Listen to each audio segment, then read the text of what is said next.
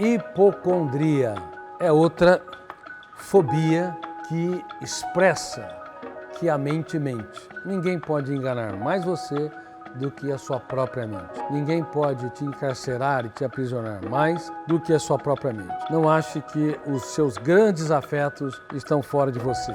Pode haver pessoas teimosas, arredias, impulsivas, pessoas que não te valorizam na estatura que merece. Tá, elas te causam algum problema, mas nada e ninguém vai te causar tanto problema do que a sua mente se você não aprender a gerenciá-la.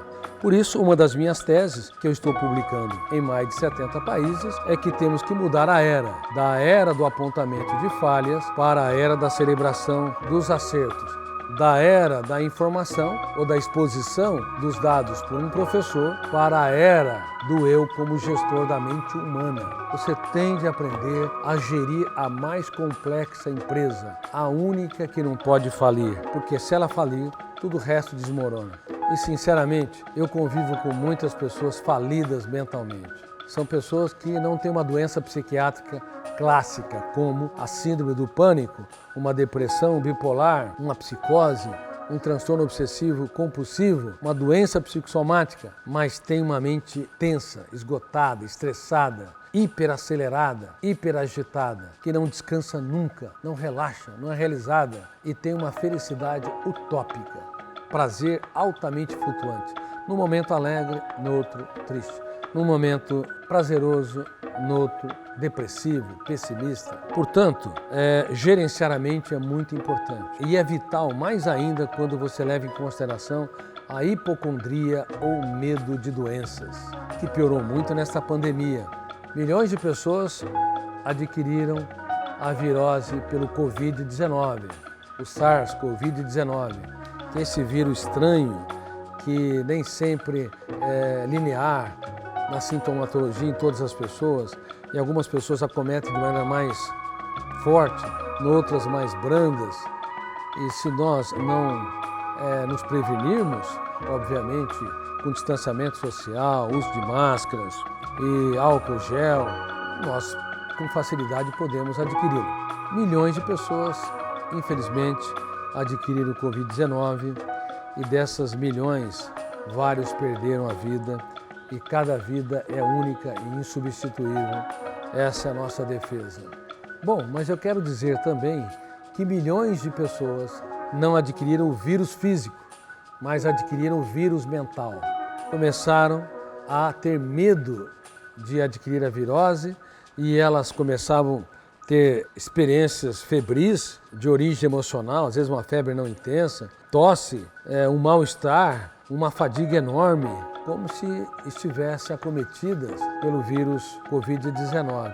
Nessa pandemia, se falou tanto de doença, se falou tanto dos riscos, que essas informações foram registradas no córtex cerebral e ficaram psicodisponíveis, gerando em muitas pessoas, em milhões de pessoas, a hipocondria, o medo de adquirir essa virose. E a hipocondria para tudo, para todos os gostos e tipos, gostos no mau sentido.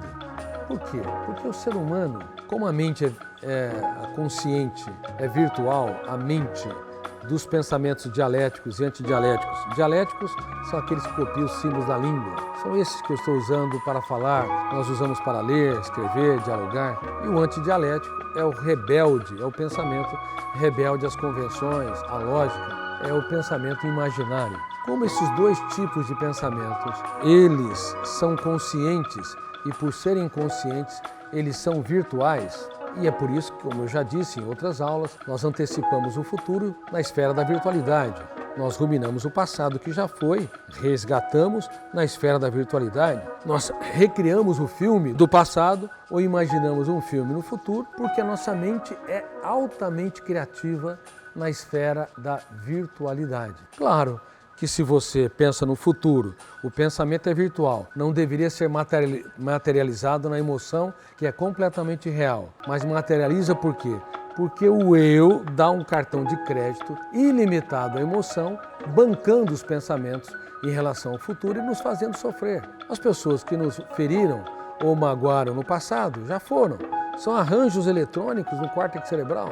Mas por que às vezes ruminamos o lixo do passado e sofremos? Porque na esfera da virtualidade temos uma plasticidade construtiva, resgatamos as falas, as circunstâncias, as perdas, a humilhação que tivemos, a injustiça que sofremos, resgatamos na esfera da virtualidade, só que nessa esfera nós não poderíamos sofrer. A emoção é real, o pensamento consciente, a construção é virtual, mas o eu ingênuo, imaturo, que não aprendeu a gestão da emoção, dá um cartão de crédito para a emoção ilimitada. A emoção, portanto, compra e paga caro as imagens em relação ao futuro ou as imagens e ideias em relação ao passado.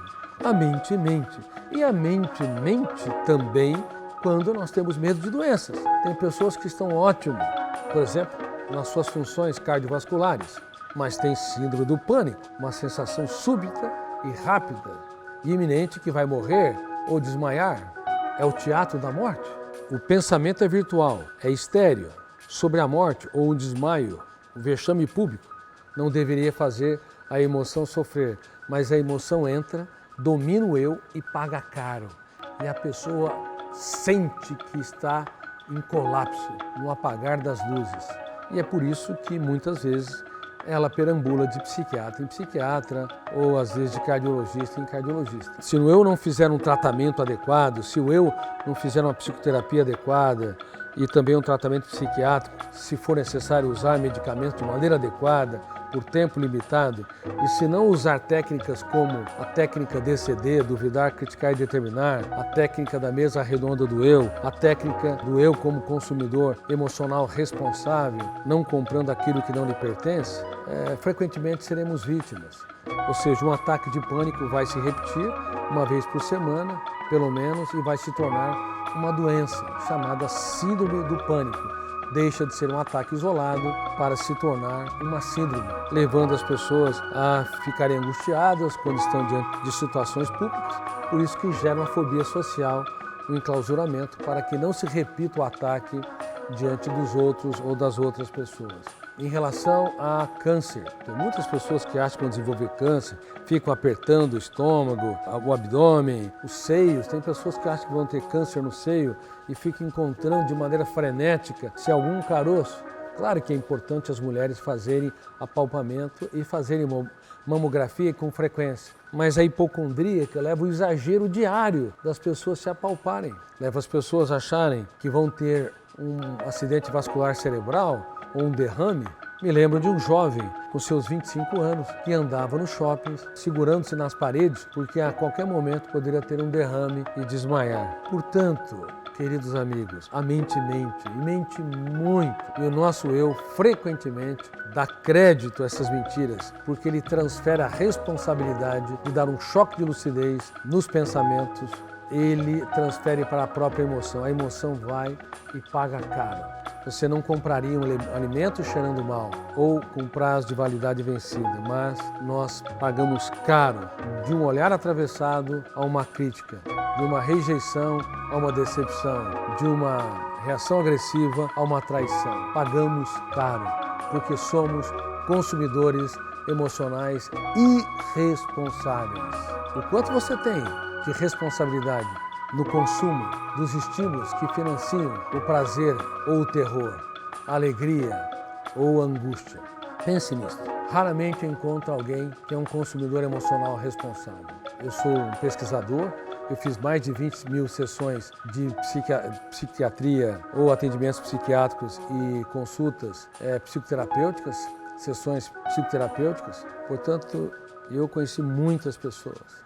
Nem nos pacientes, nem nas pessoas que nunca frequentaram um consultório de psiquiatria e se acham que são tão saudáveis, eu não encontrei pessoas que sejam consumidoras emocionais responsáveis. Frequentemente, a emoção delas é terra de ninguém. Qualquer estímulo estressante as invade com frequência. Mas eu espero que você treine o seu eu aqui neste canal do YouTube para que se torne o tanto quanto possível protagonista da sua própria história, diretor do seu próprio script e autor do teatro da sua mente. Um grande abraço.